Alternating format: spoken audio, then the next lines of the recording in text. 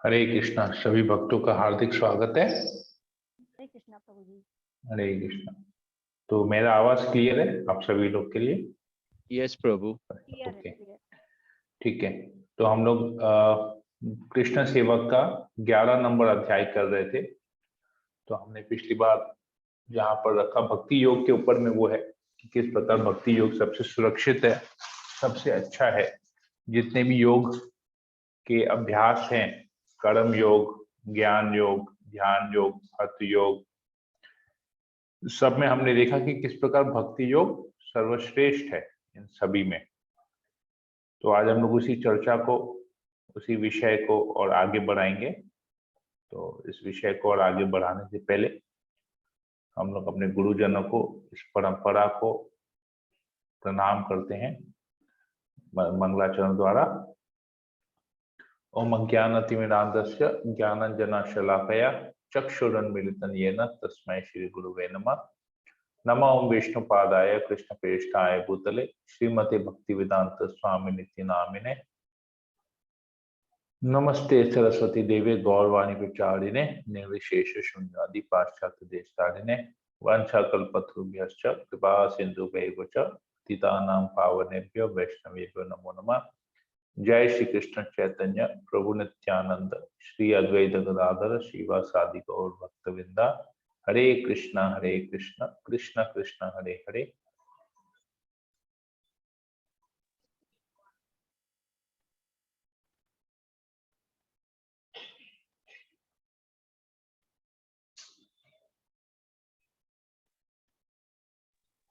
प्रभु no volume. हरे कृष्णा।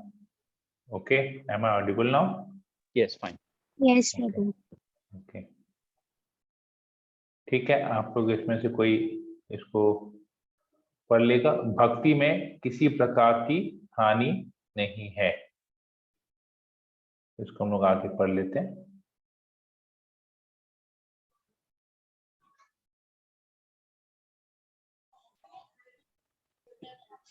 ये भगवत गीता के ऊपर में 6ठे अध्याय के 41 नंबर श्लोक के ऊपर में श्रील प्रभुपाद ने डेट्रॉइट में 17 जुलाई 1971 में प्रवचन दिया था। तो ये उस प्रवचन से लिया गया है। ओके, देखिए कितने हम लोग भाग्यशाली हैं कि श्रील प्रभुपाद के डायरेक्ट लेक्चर से हम इसको पढ़ पा रहे हैं। तो प्रभुपाद के लेक्चर का हम प्रभुपाद से हम डायरेक्टली संग कर पा रहे हैं इस पैसेज को पढ़ने के द्वारा। तो कोई भी पढ़ लेगा इसको? हरे कृष्ण प्रभु, पढ़ लूं मैं? हाँ जी, पढ़ लीजिए। भक्ति में किसी प्रकार की हानि नहीं है। प्रवचन भगवत गीता 6.41, डेट्रॉइट जुलाई 17, 1971। सूची नाम श्रीमताम गेहि योग भ्रष्ट संजायते। भगवत गीता 6.41। जब अर्जुन ने कृष्ण से पूछा, कोई व्यक्ति जो भक्ति योग में प्रवीण होने का प्रयास कर रहा है किंतु माया के प्रभाव से, जो कि बहुत ही शक्तिशाली है, उनका पतन हो जाता है, फिर भी उनकी किसी प्रकार से हानि नहीं होती है, यह निश्चिंत है। नारद मुनि इसका वर्णन श्रीमद् भागवतम में कहते हैं 1.5.17। ठीक हमारे आंदोलन की तरह कुछ घटना ऐसी भी घटी जिसमें कुछ लोग जुड़े कुछ दिनों तक बहुत प्रभु यहाँ पर ठीक से लिखा हो, बहुत अच्छा भक्ति किए किंतु फिर एकदम से छोड़कर चले गए।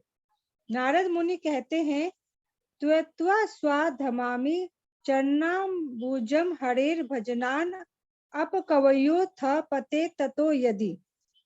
कभी कोई व्यक्ति थोड़े समय भक्ति करके छोड़ भी देता है तो उसे कोई हानि नहीं होती है। त्यक्त्वा स्वधमामि चरणाम्बुजम, किंतु जो लोग अपने दैनिक कार्यों में जुटे हुए हैं, निर्धारित सेवाओं में लगे हुए हैं, किंतु कृष्ण भावनामृत के बारे में कुछ भी नहीं जानते हैं, उन्हें क्या प्राप्त हो रहा है? जरा समझने का प्रयास करिए कि जो व्यक्ति अपनी भावना में बहकर या किसी के प्रभाव में आकर कृष्ण भावनामृत आंदोलन से जुड़ता तो है, किंतु कोई भी नियम पालन कड़ाई के साथ नहीं करने के कारण उसका पतन हो जाता है। फिर भी नारद मुनि कहते हैं उसे कोई हानि नहीं होगी, किंतु वे व्यक्ति जो अपने भौतिक क्रियाकलापों में फंसे हुए हैं, भौतिक कर्मी समझते हैं ये लोग क्या कर रहे हैं, अपना समय बर्बाद कर रहे हैं, हमें कुछ उत्पादन करना चाहिए, तथा कथित उत्पादन। हरे कृष्णा। बहुत बहुत धन्यवाद बबीता जी पढ़ने के लिए। तो यहाँ पर दो उदाहरण दिए गए हैं। एक उदाहरण, दो कोटेशन दिए गए हैं इनफैक्ट, कि एक कोटेशन भगवत गीता से दिया गया है और एक कोटेशन श्रीमद् भागवतम से दिया गया है कि किस प्रकार जो भक्ति है उसमें किसी प्रकार की हानि नहीं होती है। तो प्रथम आता है सुचिनाम श्रीमताम ये है योग भ्रष्ट संजायते। कहते हैं कि माया इतनी शक्तिशाली है, तो माया के प्रभाव से जो कोई व्यक्ति अगर भक्ति कर रहा है तो माया के प्रभाव से उसका पतन हो सकता है, परंतु उसको किसी प्रकार की हानि नहीं होती। तो देखिए कितनी बड़ी बात है, यहाँ पर समझने के लायक है कि भक्ति कर रहे हैं, पतन हो गया है, फिर भी हानि नहीं है।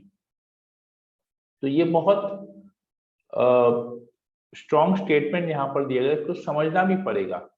हम लोग जैसे प्रचार के समय कहते हैं कि यार भक्ति करो, भक्ति करो नहीं तो तुम्हारा जीवन बर्बाद है।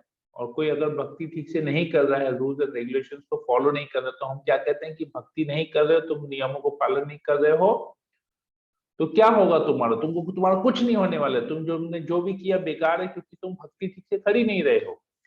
लेकिन यहाँ पर कह रहे हैं कि अगर पतन हो जाता है तो भी हानि नहीं है, ये सीक्रेट है।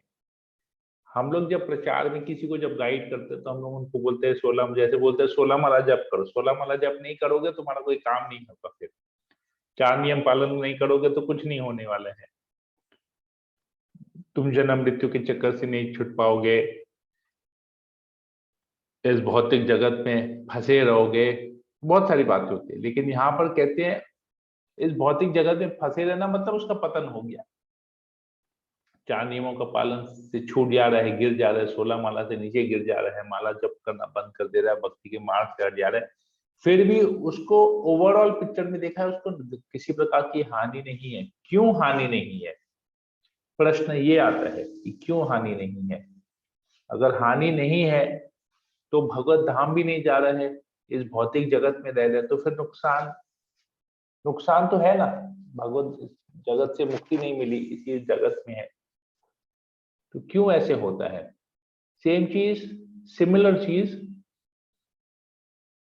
नारद मुनि बताते हैं, ये शीला व्यासदेव को बताते हैं नारद मुनि, पहले स्कंद के 5वें अध्याय के 17 नंबर श्लोक में बताते हैं, त्यक्ता स्वधर्मम चरणाम भुजम हरे भजनाम अपकवोत पथे ततो यदि। कहते हैं कि जिसने हरि के चरणों का आश्रय लिया है उसको कोई नुकसान नहीं है, भले उसका पतन क्यों न हो जाए, उसको कोई नुकसान नहीं है। लेकिन जो हरि की भक्ति नहीं करता है, चरणाम भुजम हरे हरे, हरि के चरणों की भक्ति अगर कोई नहीं करता है, और वो सारे, ये श्लोक एक्चुअली 2 पार्ट में है, कहते कि जो व्यक्ति हरि के चरणों की भक्ति करता है और किसी भी कारण से उसका अगर पतन हो जाता है, वो भक्ति के मार्ग से हट जाता है, फिर भी उसका पतन नहीं होता है, उसका विनाश नहीं होता है, उसको हानि नहीं होती है। क्यों? और कंपैरिजन में किसके साथ कंपेयर किया गया है, कहते हैं कि जो व्यक्ति भले ही भौतिक जीवन में जितना भी सक्सेसफुल रहा हो, अगर वो हरि की भक्ति नहीं करता है तो उसका जीवन पूरा व्यर्थ है। तो फिर से मैं बताता हूं, जो व्यक्ति हरि की भक्ति करता है और भौतिक जीवन में कोई सफलता नहीं हासिल करता है और भक्ति करता है, और भक्ति करते करते अगर उसका पतन हो जाता है तो उसको कोई किसी प्रकार की हानि नहीं है, भले वो भौतिक जीवन में फेल हो गया हो। भक्ति किया है लेकिन भक्ति में पतन हो गया, मतलब भक्ति में भी फेल हो गया, भक्ति में पतन भी हुआ, भौतिक जीवन में तो फेल है, भक्ति में भी फेल हो गया, तो भी उसको नुकसान नहीं है। और उसके ऑपोजिट में कौन है? जो व्यक्ति भौतिक जीवन में सफल है परंतु उसने भक्ति कभी की ही नहीं है, तो उसका पूरा जीवन व्यर्थ है। यहाँ पतन होने के बावजूद भी फेल नहीं हुआ है, पास है, उसको हानि नहीं है। लेकिन जो भक्ति नहीं करता है, भले उसने भौतिक जीवन में सब चीज में सक्सेस हुआ है पर ओवरऑल में वो फेलियर है। क्यों ऐसा कहते हैं, ये समझना बहुत जरूरी है। तो कृष्ण कहते हैं, गीता में एक और श्लोक आता है, दूसरे अध्याय के 40 या 41 नंबर श्लोक आता है, नेहा विक्रम नाशोस्ति प्रत्यवायो न विद्यते स्वल्पाप्यस्य धर्मस्य प्रायतो महतो भयात्। कृष्ण कहते हैं कि कृष्ण गारंटी देते हैं, जो थोड़ी सी भी भक्ति करता है, स्वअल्पस्य धर्मस्य, स्वअल्प एक होता है अल्प और एक होता है स्वअल्प। कृष्ण कहते हैं स्वअल्पस्य धर्मस्य त्रायते महतो भयात्, महान भय से, महान डेंजर से मैं उसकी रक्षा करता हूं। कृष्ण कहते हैं, कृष्ण कहते हैं इस भक्ति के मार्ग में किसी चीज का नाश नहीं है, मतलब कोई भी चीज आपके जीवन में खत्म नहीं हो रहा है। नेहा विक्रमा नाशोस्ति प्रत्यवायो न विद्यते, न किसी चीज की कोई हानि है। अगर आप भक्ति करते हैं तो किसी चीज की हानि नहीं है, मतलब आपको लॉस कभी नहीं होगा, न किसी चीज का विनाश होगा, न आप कोई जीवन में कुछ खत्म हो, न वो खत्म होगा, न आपको लॉस होगा। अगर कोई थोड़ी सी भी स्व अल्पस्य धर्मस्य, कोई भी थोड़ी सी भी इस धर्म के मार्ग पे, धर्म कौन सा धर्म का मार्ग? जो कृष्ण गीता में बता रहे हैं, मद मना मद भक्तो मद याजी माम नमस्ते, मुझे नमस्कार करो, मेरी भक्ति करो। ये जो धर्म का बात कृष्ण बता रहा है, अगर कोई व्यक्ति ऐसा करता है तो उसको किसी प्रकार की कोई हानि नहीं है, कोई नुकसान नहीं है, किसी उसके जीवन में कभी कुछ घटता भी नहीं है, कृष्ण कहते हैं। तो कृष्ण ये वचन इसलिए कहते हैं कि भक्ति, भले ही माया द्वारा उसका पतन हो गया, कृष्ण कहते हैं थोड़ी सी बार कोई भक्ति करता है, मतलब उसने भक्ति की है, माया द्वारा उसका पतन हो गया, पर कृष्ण कहते हैं थोड़ी सी भी अगर भक्ति की है, 0.001% भी भक्ति करता है, तो उसको मैं रक्षा करता हूँ। त्रायते महतो भयात्, महान भय से। और सबसे बड़ा भय क्या है हमारे जीवन में? कोई बता सकता है सबसे बड़ा भय हमारे जीवन में क्या है? सब कुछ खोने का प्रभु। प्रभु जी और मृत्यु का। ओके, और किसी को कुछ लगता है और कोई भय है? मृत्यु का भय, सब कुछ खोने का भय, और किसी को कुछ लगता है कि इससे भी कुछ बड़ा भय हो सकता है हमारे जीवन में? पुनरपि जननम पुनरपि मरणम, वो तो मृत्यु का बता दिया, वापस से जन्म होना, वापस से मृत्यु होना, ये वो भय है। सबसे बड़ा भय है। हाँ, कि फिर माँ के फिर यहाँ पे नहीं आना है। ओके, ठीक है। और हरे कृष्ण प्रभु जी, हरे कृष्ण। मुझे डर है कि हाँ। मेरे अंतिम सांस वृंदावन में जाए, ये मेरे डर है कि मैं कभी मतलब बाहर मेरे साथ, इससे तो भगवान का इच्छा है, सारा दुनिया ही भगवान का है, फिर भी बहुत ख्वाहिश है कि मेरे अंतिम श्वास वृंदावन में जाए, ये मेरा डर है। जब प्राण निकले तन से, इतना तू करना स्वामी, जब प्राण निकले तन से, श्री वृंदावन का तट हो, श्री यमुना जी का तट हो, वंशी वट हो, वृंदावन की लकड़ी हो, ये सब हो, है ना। एक बहुत सुंदर कीर्तन है इसके इतना ऊपर तो में, करना स्वामी जब प्राण तन से निकले। ओके, ठीक है। और कोई भय? प्रभु जी गलत कर्म ना हो हमारे हाथ से, कुछ गलत चीजें ना हो हमारे हाथ से, वो भी ओके, किसी को हमारी तरफ से कोई हानि ना हो। ओके। हाथ से ना पैर से भी हो सकता है, हानि। हम लोग जब जमीन में चलते हैं तो जमीन में देख के चलते हैं कितने कीड़े मकोड़े हमारे नीचे पैरों तले रौंदे जा रहे हैं, कभी ध्यान देते हैं क्या? लेकिन होता तो है। देखते हैं। घर में पेस्ट कंट्रोल लगाते हैं, कॉन्ट्रैक्ट देते हैं पीसीआई को, पेस्ट कंट्रोल ऑफ इंडिया को, 1 साल का कॉन्ट्रैक्ट देके पूरा घर में पेस्ट कंट्रोल कराते हैं, होता है ना? हरे कृष्ण प्रभु। हरे कृष्णा। बबीता माता। हाँ प्रभु, जब से भक्ति में आए वैष्णव अपराध का भय रहता है। ओके। वैसे भौतिक जगत में तो खोने का वो सब है ही है, मगर जब से भक्ति में आए वैष्णव अपराध का। ओके ठीक है। हरे कृष्णा प्रभु जी। हरे कृष्णा। राखी, यस। आप बोले थे ना प्रभु जी कि हमसे ऐसा कोई भी ना हो कि भगवान हमसे रुष्ट हो जाए, सेवा हमारी बंद हो जाए, इसका भय। Okay. Fear of losing your near and dear ones. Okay ठीक है। तो कृष्ण कहते हैं मैं सबसे बड़े महान भय से तुम्हारी रक्षा करता हूं।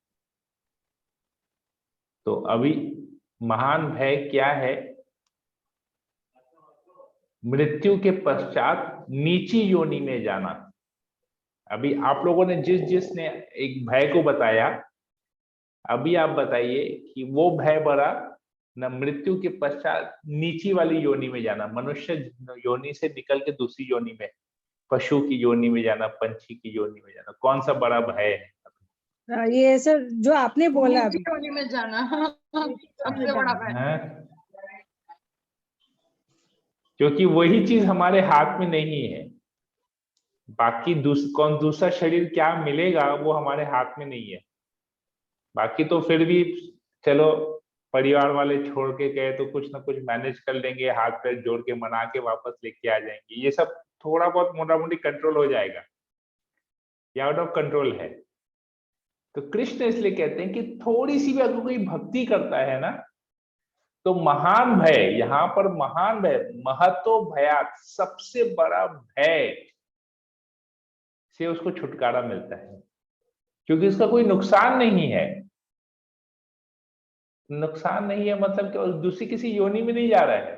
अगर थोड़ी सी भक्ति कर रहे हैं तो he is guaranteed a human form of life in the next birth, Krishna कहते हैं।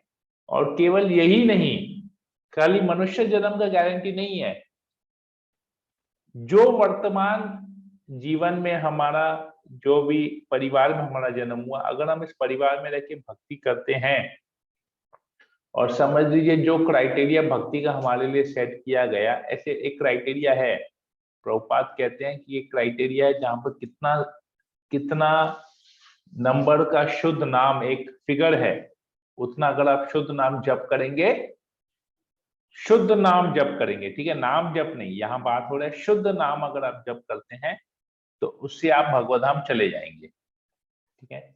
ये आता है प्रभुपाद के एक लेक्चर में, ये आता है। तो अगर आप शुद्ध नाम नहीं कर पाते हैं, कहते हैं कि अगर आपने कुछ परसेंटेज भक्ति की है, वो परसेंटेज का कैलकुलेशन आता है, अगर आप कितने परसेंटेज, अगर मान लीजिए आप 5% अगर आपने भक्ति की है तो आपका अगला जीवन मनुष्य योनि गारंटीड है, और ऐसे परिवार में आपका जन्म होगा जहां पर आप 5% के बाद से अपनी भक्ति शुरुआत करेंगे। और अगर हम भक्ति नहीं करते हैं, हम भौतिक कार्यों में बहुत सुंदर, हम बहुत अच्छा बिजनेस करते हैं या बहुत धन कमाते हैं, अपने परिवार के साथ बहुत अच्छा उनका पालन पोषण भरण पोषण करते हैं, लोगों के साथ मित्रता बनाए रखते हैं, किसी के साथ हम ईर्ष्या नहीं करते, किसी से कभी खराब नहीं बोलते, किसी से गलत, मतलब एकदम आइडियल पर्सन, भक्त नहीं आइडियल पर्सन की सबसे मैत्री भाव रखते हैं, अपना स्वभाव एकदम सरल रखते हैं, किंतु भक्ति नहीं करते हैं, दान पुण्य करते हैं किंतु भक्ति नहीं करते हैं। तो उस केस में क्या होगा? उस केस में अभी जैसे ये हो गया भौतिक। अब मान लीजिए हम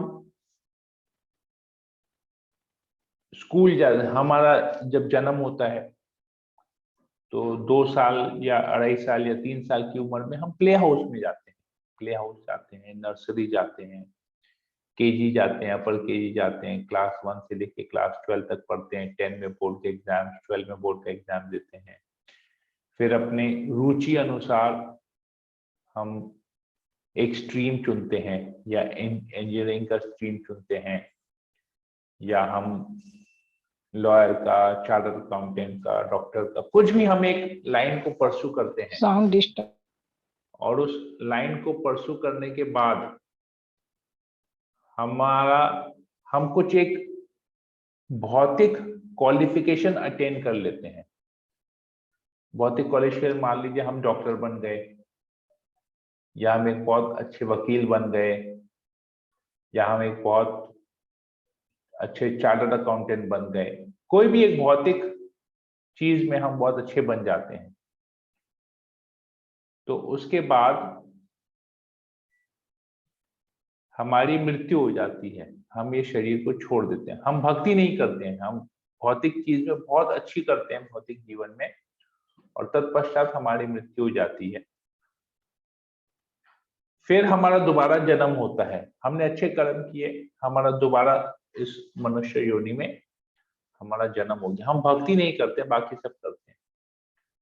तो क्या हम एज अ डॉक्टर जिस भौतिक पोजीशन में आके हमने शरीर छोड़ा, हमारी मृत्यु हुई, क्या हम अगले जन्म में मनुष्य योनि में उसी क्वालिफिकेशन के साथ जन्म लेंगे, या हमको दोबारा ये पूरा प्रोसेस, जो एजुकेशन का प्रोसेस है, वो फॉलो करना पड़ेगा? क्या होगा? प्रभु फिर से सब कुछ नया शुरू होगा, करना होगा। हाँ, मतलब हमने इस भौतिक जीवन में जो भी क्वालिफिकेशन लिया वो 0 हो जाएगा शरीर के एंड पे, राइट? हाँ प्रभु। लेकिन कृष्ण कहते हैं अगर कोई भक्ति करता है इसी जीवन में, इसी मनुष्य योनि में, अगर वो भक्ति करता है तो उसकी हानि नहीं है। क्योंकि उसने भक्ति क्यों हानि? क्योंकि उसने भक्ति अगर 5% भी कंप्लीट किया है, मतलब समझिए वो क्लास 5 तक ही उसकी पढ़ाई हुई है, भक्ति की पढ़ाई क्लास 5 तक हुई है, तो अगले जीवन में क्लास 6 से वो चालू करेगा अपना स्कूल, अपना भक्ति क्लास 6 के लेवल से स्टार्ट करेगा। उसको वापस से केजी, नर्सरी, ये सबसे प्ले हाउस से नहीं स्टार्ट करना पड़ेगा। अब समझ में आया कंपैरिजन क्या हुआ यहाँ पर?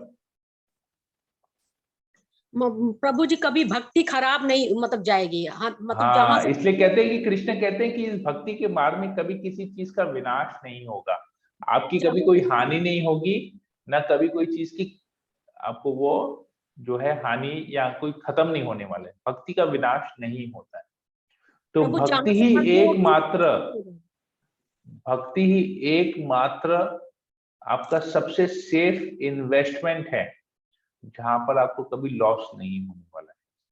तो ये चीज यहाँ पर हम लोग पढ़ रहे हैं यहाँ पर, ये कि भक्ति एकदम सेफ है। तो अगर पतन भी होता है, हम किसी कारण से हमारा माया देवी के द्वारा हमारा पतन हो जाता है, पर उसमें हमारी हानि नहीं है। तो इसलिए कहते हैं ये न के न प्रकार है, न किसी भी परिस्थिति, जो भी हमारी परिस्थिति हो, भौतिक परिस्थिति हमारी कुछ भी हो, हमको भक्ति कभी नहीं बंद करनी चाहिए, हमको नाम जप कभी बंद नहीं करना चाहिए।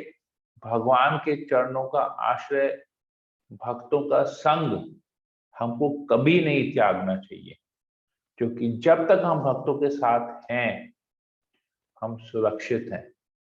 जैसे ही हमने भक्तों का संग छोड़ दिया हमारा पतन हो जाएगा, और पतन हो जाएगा, हानि नहीं होगी, लेकिन हमको दोबारा इस जगत में जन्म लेना पड़ेगा। मतलब हम हो सकता है इस जीवन में अगर भक्तों के संग रहते, हो सकता है हम 100% भक्ति कर लेते, हो सकता है हम 90 कर लेते, हो सकता है हम 80 कर लेते, 70 कर लेते, 60 कर लेते, जो भी करते पर करते हमारे एडिशन होते रहता, घटता, मतलब कभी कमी नहीं होती, माइनस में नहीं जाता, ऊपर की तरफ ही बढ़ता हमारा ग्राफ।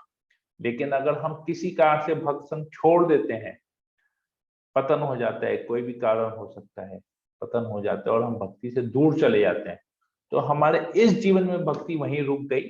तो जितने भी वर्ष हमने बगैर भक्ति के गुजारे, वर्ष हमारा जो भी कार्य हमने किया भौतिक का, वो जीरो हो जाएगा और फिर हमको दोबारा एक मनुष्य जन्म लेके वहीं से कंटिन्यू करना पड़ेगा। तो ये एक एडवांटेज है कि हमारा मनुष्य जन्म गारंटीड है, और जहां से हमने यहाँ स्टॉप किया वहां से हम अगले जन्म में स्टार्ट करेंगे। लेकिन भौतिक कार्य इस प्रकार नहीं है। तो यहाँ पर इसलिए कहते हैं, किंतु वे व्यक्ति जो अपने भौतिक क्रियाकलापों में फंसे हुए हैं, भौतिक कर्मी समझते हैं ये लोग क्या कर रहे हैं, अपना समय बर्बाद कर रहे हैं। तो भौतिक लोग समझते हैं कि हम लोग जो भक्ति कर रहे हैं, हम अपना जीवन बर्बाद कर रहे हैं, हम अपना समय बर्बाद कर रहे हैं। लेकिन एक्चुअली जो भौतिक क्रियाकलापों में व्यस्त है, वो लोग अपना जीवन बर्बाद कर रहे हैं, क्योंकि उनका अल्टीमेटली सब कुछ जीरो हो जाएगा।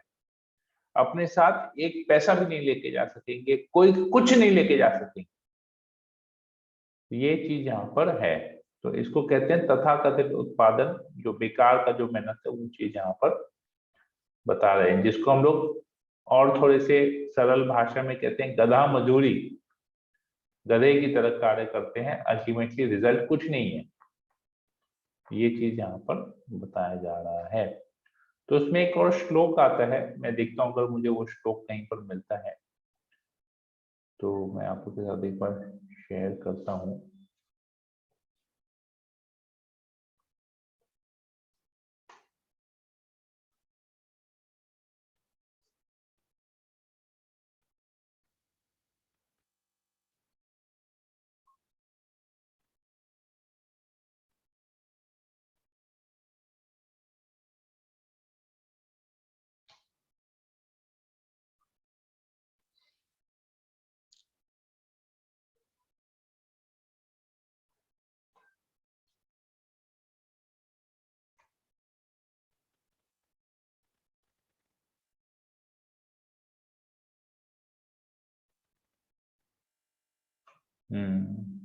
ओके,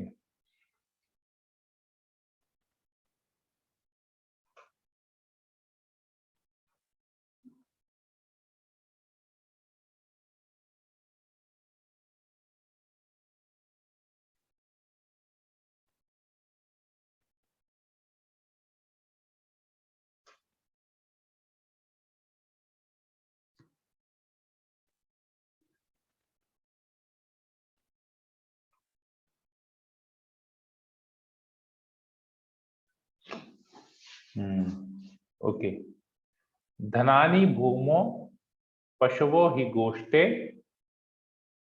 नारी गृहद्वारी सखा शमशाने। ओके, मैं आप लोगों के साथ शेयर कर लेता हूँ, तो शायद आप लोग को थोड़ा सा समझ में आएगा ये।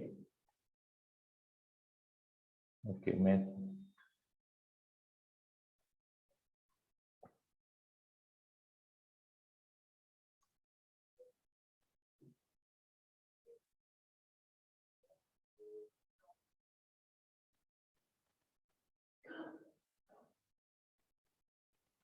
ओके, आप लोग देखिए चैट में मैंने एक श्लोक डाला है, आप लोग उसको पढ़ पा रहे हैं?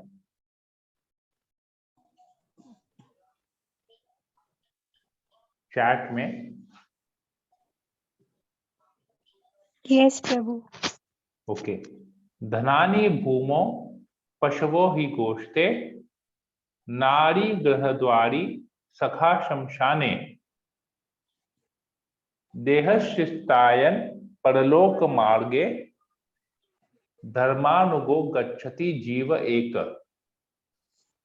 धनानि भूमो मतलब धन भूमि के अंदर, जमीन के अंदर धन गड़ा रह जाएगा। जैसे पुराने जमाने में धन को क्या करते थे लोग, गड्ढा खोद के जमीन के अंदर छुपाते थे। अभी तब तो बैंक वैंक नहीं थे, लॉकर्स नहीं थे, तो धन को भूमि के अंदर छुपा के रखते थे, है कि नहीं है? पुराने जमाने में ऐसे होता था ना? जी प्रभु। फिर है पशवो ही गोष्ठे। पशु मतलब लोगों का धन क्या था, उनके पास कितने पशु थे, कितने गाय थे, कितनी बकरियां थी, ये उनका धन होता था, क्योंकि गाय से वो लोग दूध निकालते थे। गोष्ठे मतलब अस्तबल, मतलब जहां पर जानवरों को, डोमेस्टिक एनिमल्स को जहां रखा जाता है उसको कहते हैं गोष्ठे। तो जानवर जो पशु हैं वो अस्तबल में रह जाएंगे। तो क्या, धनानी भूमो, धन जमीन के अंदर गड़ा रह जाएगा, पशु अस्तबल में बंधे रहेंगे। नारी गृह द्वारी, जो पत्नी है वो घर पे रह जाएगी। सखा शमशाने, जो सखा है वो शमशान तक रहेंगे। तो धन भूमि में गड़ा रह जाएगा, पशु अस्तबल में बंधे रह जाएंगे, पत्नी घर में रह जाएगी, दोस्त लोग मतलब धन, पत्नी घर तक साथ देगी, सखा शमशान तक साथ देंगे, जो मित्र हैं हमारे वो शमशान तक साथ देंगे।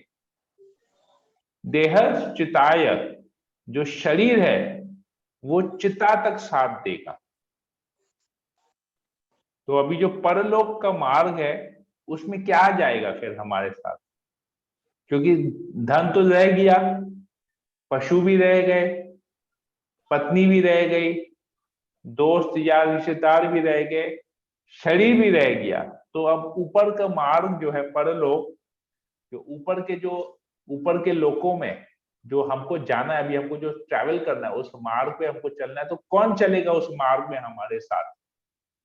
धन तो जाएगा नहीं, हमारे जानवर भी हैं, कुत्ते बिल्ली गाय कुछ जाएंगे नहीं, पत्नी भी जाने वाली नहीं है, पत्नी मतलब परिवार के कोई भी सदस्य जाने वाले नहीं है, हमारे दोस्त यार भी जाने वाले नहीं है, हमारा शरीर भी जाने वाला नहीं है। तो कौन जाएगा? धर्मानुगो गच्छति जीव एक, जो धर्म का कार्य हमने किया है वही एकमात्र ऐसा चीज है जो जीव के साथ जाता है। और वो धर्म क्या है? धर्मम तु साक्षात भगवत प्रणीतम, अर्थात वो जो भगवान कहते हैं वही धर्म है। तो उस धर्म का अगर हम पालन करते हैं तो भगवान क्या कहते हैं? भगवान भगवत गीता को कहते हैं। तो भगवत गीता को अगर हम पालन करते हैं, भगवान के जो उपदेश हैं गीता में उसको अगर हम जीवन में पालन करते हैं तो वही हमारे साथ जाने वाले हैं। इसलिए कहते हैं, भगवान कहते हैं जो थोड़ी सी भी भक्ति करता है, स्व अल्प धर्मस्य, जो इस धर्म के मार्ग पे, जो कृष्ण भक्ति में कृष्ण के उपदेशों को थोड़ा सा भी अगर अपने जीवन में पालन करता, उसकी मैं महान भय से रक्षा करता हूँ। और जिसने ऊपर उतार लिया, अपने जीवन में पूरा उतार लिया, तो वो उसके साथ चले जाएगा, भगवत धाम तक चले जाएगा, वही उसको भगवत धाम लेके जाएगा। जो उसने ये जो धर्म का कार्य किया है ना, वो धर्म का मार्ग, वो धर्म का कार्य ही, भगवान के आदेशों का पालन ही वही रास्ता बनाएगा जो उसको भगवत धाम लेके जाएगा, जन्म मृत्यु के संसार से लेके जाएगा। क्लियर है ये चीज अभी? जी प्रभु। हाँ प्रभु। तब ये श्लोक का मतलब समझ में आ गया? हाँ देखिए कितना सुंदर श्लोक, कहाँ से ये है, ये है यहाँ पर। ऐसे बहुत सारे श्लोक हैं जो दिया जाता है।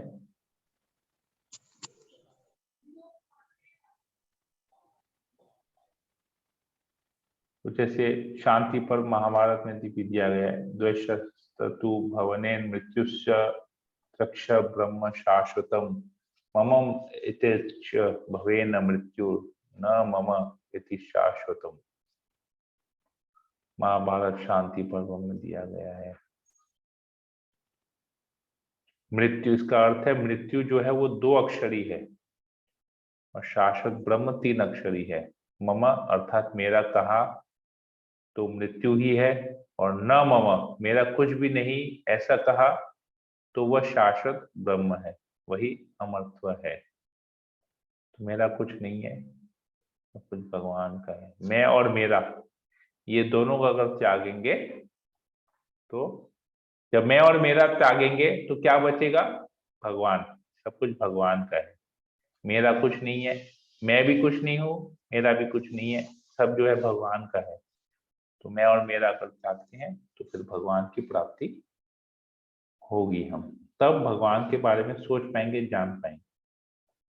हरे कृष्णा। तो मैं फिलहाल इसको आज यहीं पर ही रखता हूँ, थोड़ा सा ही चर्चा किया पर बहुत अच्छा था।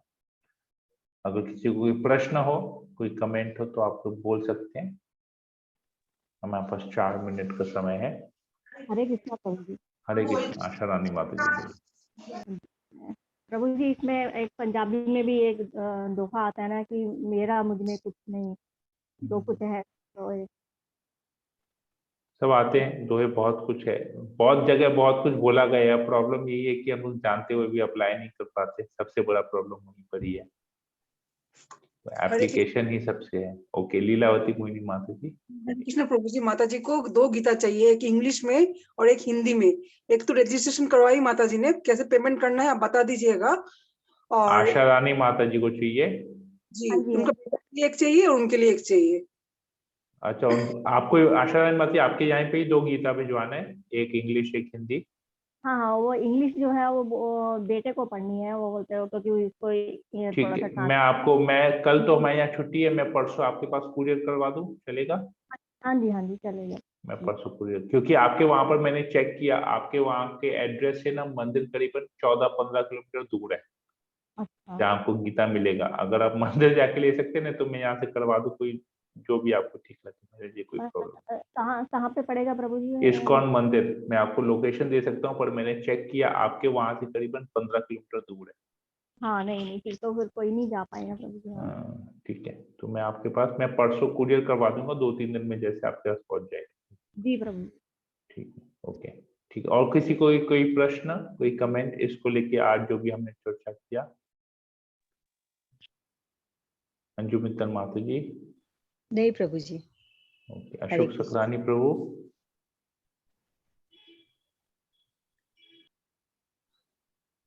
ओके, बबीता अग्रवाल माता जी। नहीं प्रभु। भावना। सब clear है। Yes, Bhavna, you wanted to ask something? Something, but I don't know if I'm right. I mean, the question is right or not. हाँ, अगर कोई मनुष्य इस जन्म में सिर्फ चैंटिंग करे, कोई रूल्स रेगुलेशन फॉलो नहीं करे, चैंटिंग भी इम्प्योरिटी से ही हो, तो वो भी क्या प्रिजर्व होता है? उसको भी नेक्स्ट बर्थ में प्रिजर्व किया जाता है? yes, Is this called अगर चांटिंग अगर कोई करता है, कलयुग का युग धर्म में जी। हरिनाम संकीर्तन, अगर कोई भी हरिनाम का आश्रय लेता है और वो भगवान का नाम लेता है, maybe it is in an impure way, भले वो प्योरिटी नहीं है उसका चांटिंग करने का, उसका साइड इफेक्ट है कि उसको मोक्ष मिलेगा।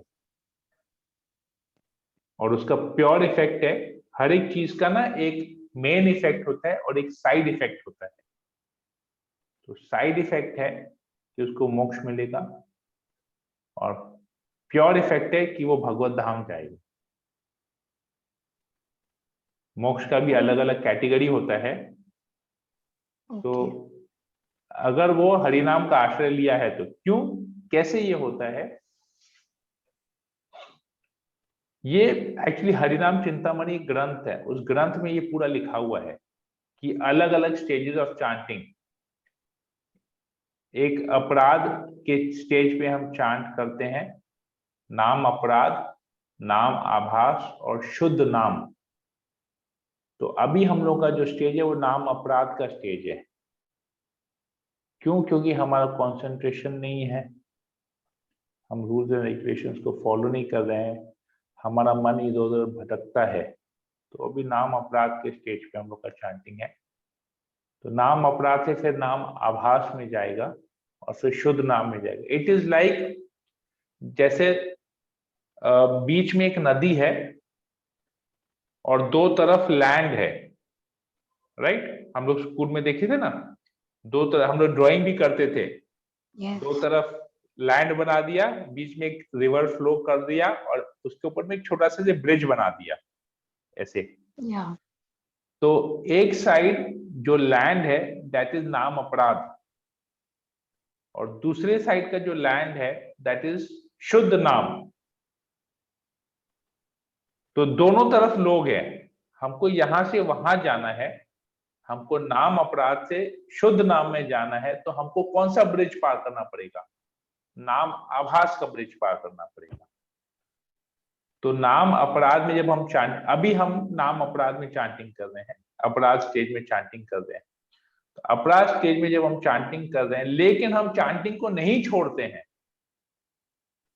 तो क्या होगा? धीरे धीरे हमारा इच्छा होगा कि अब हम उस पार जाएं। तो हाँ, we have to cross that bridge.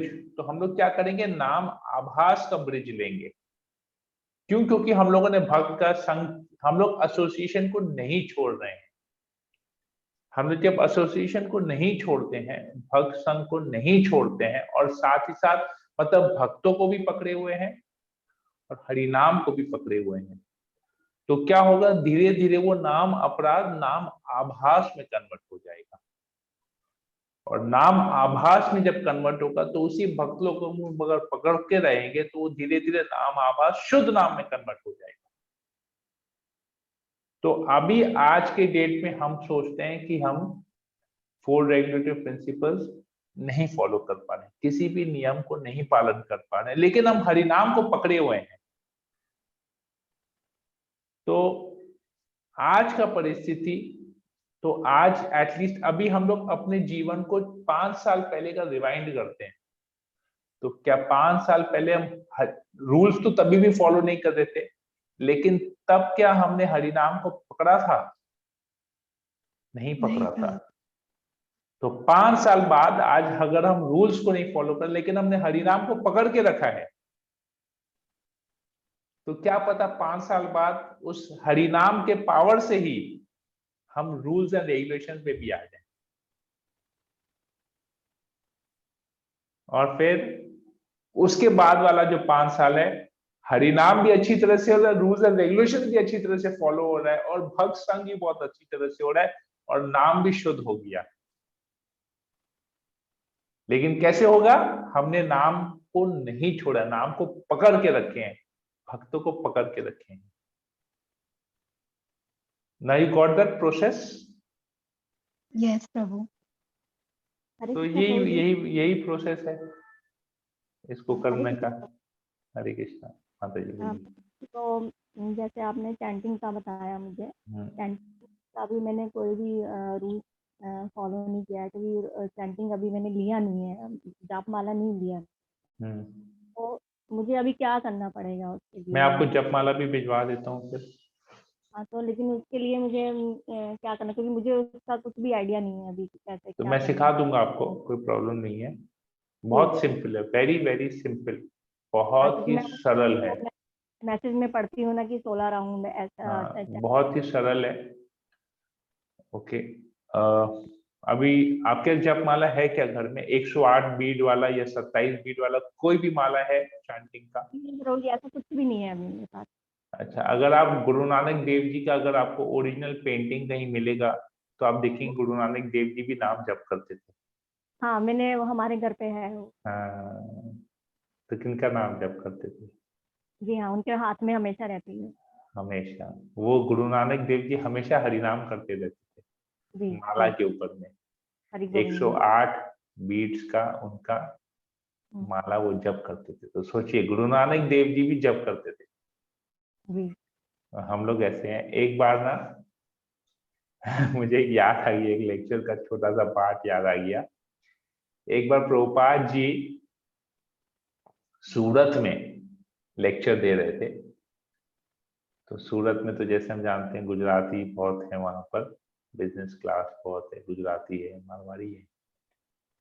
तो उन्होंने प्रभुपाद जी को बोला कि स्वामी जी, आपने ये ठीक नहीं किया, आपने हमारे कृष्ण को पाश्चात्य देश में जाके इन लोगों को दे दिया कृष्ण का नाम, तो ये आपने ठीक नहीं किया। वहां के लोग इतने पतित हैं और उनको आपने कृष्ण का नाम दिया। तो प्रभुपाद जी उनको बताते हैं कि सूर्य अगर इंडिया में, भारत में दिखता है तो क्या सूर्य भारत का हो गया क्या? सूर्य तो पूरे पृथ्वी पे अपनी रोशनी देता है, पूरे ब्रह्मांड में अपनी रोशनी देता है। तो भारत में दिखे तो भारत का नहीं हुआ। इसलिए इसी प्रकार कृष्ण का जन्म इंडिया में हुआ है तो क्या कृष्ण इंडिया के हो गए क्या? कृष्ण तो गीता में कहते हैं कि पूरी सृष्टि मेरी है, मैं पूरी सृष्टि का मालिक हूं। तो कृष्ण कैसे इंडिया में सीमित हो गए? तो सारे जीव कृष्ण के अंश हैं। तो अमेरिकन्स भी कृष्ण के अंश हैं, इंडियंस भी कृष्ण के अंश हैं। तो ये लोग इतने पतित थे और इन लोगों ने जब पतित होने के बावजूद भी ये लोग ने कृष्ण का नाम जप किया, इस हरे कृष्ण महामंत्र जप के, जबकि इनको कुछ आइडिया नहीं था कि कृष्ण कौन है, कृष्ण क्या है, ये हरिनाम क्या है, इनको कुछ आइडिया नहीं था। उसके बावजूद भी इन लोगों ने किया और आज देखिए ये सब पतित जो है आज के डेट में ब्राह्मण बन गए हैं, वैष्णव बन गए हैं। और आप लोग इससे भी ज्यादा पतित हो क्योंकि आप लोगों को पता है, आप लोगों का भारत भूमि में जन्म हुआ है, आप लोगों को पता है कृष्ण भगवान है, फिर भी आप लोग कृष्ण का नाम नहीं जप कर रहे हैं। तो देखिए प्रभुपाद जी ने कैसे इसको समझाया कि सब कुछ पता होने के बावजूद भी तो उनसे ज्यादा पतित तो हम लोग हैं कि हम लोग कृष्ण के बाद में जानते हुए भी हम लोग नाम जप नहीं कर पा रहे हैं। कृष्ण भगवान ने ज्ञान को लेने के बावजूद भी हम कृष्ण के प्रति शरणागत नहीं हो पा रहे हैं। कितना दुर्भाग्य है हमारा। तो ये प्रभुपाद जी बता रहे थे, मुझे याद आ गया। तो इसी प्रकार गुरु नानक देव जी, अब कोई भी, क्यों गुरु नानक देव जी का खाली नाम ले, हम अब कोई भी महान संत का आप नाम ले लीजिए और देखिए हर एक संत के हाथ में आप माला देखेंगे, वो हरि नाम का जप कर रहे हैं, केवल हरि के बारे में जो बता रहे हैं वो लोग। तो सोचिए हम लोग ये जानते हुए भी हम लोग नहीं कर पाते हैं। तो ये हम लोगों का दुर्भाग्य है, इतना सब कुछ होने के बाद भी नहीं कर पाते। तो ये चीज जानना बहुत जरूरी है। शिव जी भी नाम जप करते हैं, ब्रह्मा जी के भी हाथ में माला है, शिव जी के हाथ में भी माला है, ये लोग सब लोग भगवान का नाम जप करते हैं। और हम लोग आपस में झगड़ते रहते हैं कि कौन भगवान है, उसके ऊपर में हमारा समय चले जाता है। वो क्या कर रहे हैं वो नहीं सोच रहे हैं आपस में झगड़ा करते हैं कि ये भगवान है, तुम बोल रहे हो वो भगवान है, ये भगवान है, ये भगवान है, ये भगवान है, झगड़ा करते रहते हैं। ये पोजीशन हम लोगों का आज की डेट में है। एक दूसरे के ईगो को सेटिस्फाई करने के लिए हम लोगों को भगवान बना रहे हैं, अपने हिसाब से भगवान चुन रहे हैं, ऐसा है वैसा है। जो भगवान है उनके बारे में छोड़ के जो लोग, बाकी सब लोग जिसका नाम जप कर रहे हैं और हम उस व्यक्ति का नाम जप कर रहे हैं, हम वो क्या जप कर रहे उसके लिए हम बॉदर नहीं है, हम उनका नाम जपेंगे, हम इसमें संतुष्ट हैं। जैसे साईं बाबा बोलते हैं सबका मालिक एक है, साईं बाबा जी ने तो कभी ये नहीं कहा कि सबका मालिक मैं हूं, फिर भी लोगों ने साईं बाबा को भगवान का दर्जा दे के रखे, कहते वही कृष्ण है, कृष्ण ही साईं बाबा बन के आए, साईं बाबा ही कृष्ण है। तो लोग साईं का नाम जपते हैं, ओम साईं राम, ओम साईं राम कहते हैं। शिव जी भगवान का राम का नाम जप करते हैं, लेकिन लोग क्या कहते हैं, ओम नमः शिवाय, जय श्री राम नहीं कहेंगे, जय सिया राम नहीं कहेंगे, कहेंगे शिव जी का नाम जपेंगे। या शिव जी भगवान का नाम जप कर रहे नहीं, वो हमको उससे बॉदर नहीं है, हमारे हिसाब से शिव जी भगवान का नाम जपेंगे। तो ये सब प्रॉब्लम्स हम लोगों में है। गुरु नानक देव जी हरि नाम करते हैं, लेकिन हम हरि नाम नहीं करेंगे, हम वाहे गुरु करेंगे। ठीक है, वाहे गुरु कीजिए। तो मैं बीच में पढ़ रहा था वाहे गुरु का ब्रेकअप, पता नहीं आप लोगों को पता हो, ये कहीं पर आया, मुझे एग्जैक्टली याद नहीं, मैं आप लोग उसका रेफरेंस कर दूंगा, मैं अभी फिलहाल बोल दे रहा हूँ। वाहे गुरु में व स्टैंड्स फॉर वासुदेव, ह स्टैंड्स फॉर हरि, र stands for Waheguru, Ram, G stands for Govind, and R stands for Ram. Ram. तो वसुदेव, वासुदेव, हरि, गोविंद, राम, इससे कहते हैं वाहे गुरु। ये सब भगवान को है, पर कलयुग में क्या कहा गया है? हरे नाम हरे नाम, हरे नाम ही केवल। हरि का नाम, कौन सा नाम? हरे कृष्णा कृष्ण कृष्ण हरे हरे, हरे राम राम राम हरे। जो ऑथेंटिक है, जो भगवान ने खुद आके, इसका चैतन्य महाप्रभु ने खुद आके जप किया है, बताया है कि क्या करना चाहिए, क्या जप करना चाहिए, कैसे जप करना चाहिए। ब्रह्मा जी स्वयं आए हरिदास ठाकुर के रूप में, उन्होंने इसका नाम जप किया। शिव जी स्वयं आए, शंकराचार्य के अवतार में आए और उन्होंने कहा भज गोविंदम, वो भी हरि का नाम जपते थे। देखिए, तो कृष्ण भी आए महाप्रभु बनके और उन्होंने हरे कृष्णा का जप किया। ब्रह्मा जी भी आए नाम आचार्य हरिदास ठाकुर के रूप में, उन्होंने भी हरे कृष्ण महामंत्र का आश्रय लिया। शिव जी भी आए आदि शंकराचार्य के रूप में, उन्होंने आए और उन्होंने भी कहा भज गोविंद भज गोविंद का नाम, हरे का नाम लो।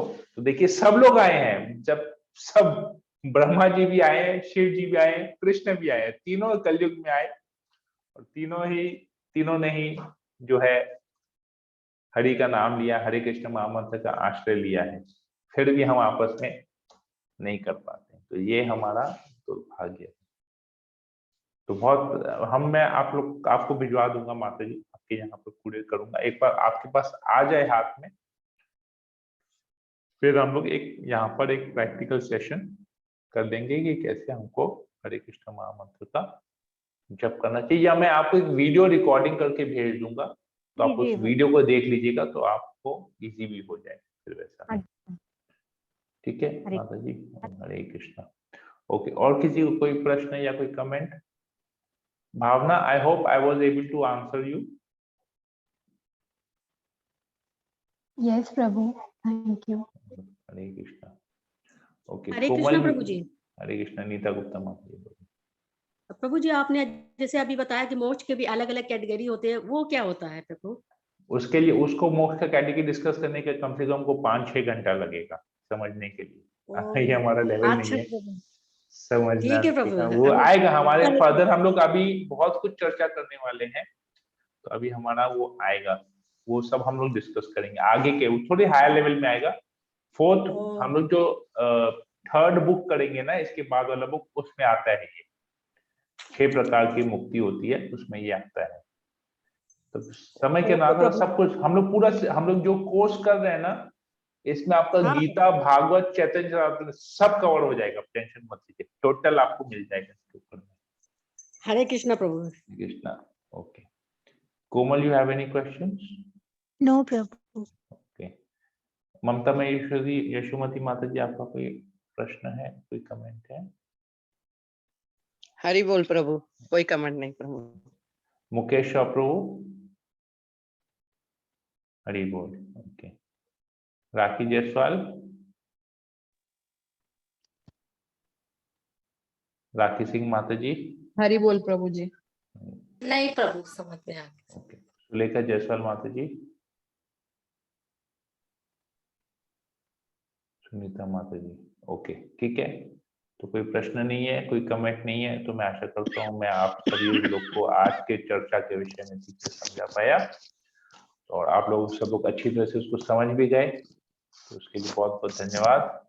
तो हम इस सेशन को यहीं पर ही आज एंड करते हैं, फिर हम लोग इसकी चर्चा कल फिर इसी समय 9 बजे फिर हम लोग इसको आगे करेंगे, इस विषय के ऊपर और चर्चा करेंगे। हरे कृष्णा। वाञ्छाकल्पतरुभ्यश्च कृपा सिन्धुभ्यैव च पतितानां पावनेभ्यो वैष्णवेभ्यो नमो नमः। अनंत कोटि वैष्णव वृंद की जय। जगत गुरु श्रील प्रभुपाद की जय। हरे कृष्णा। हरे कृष्ण।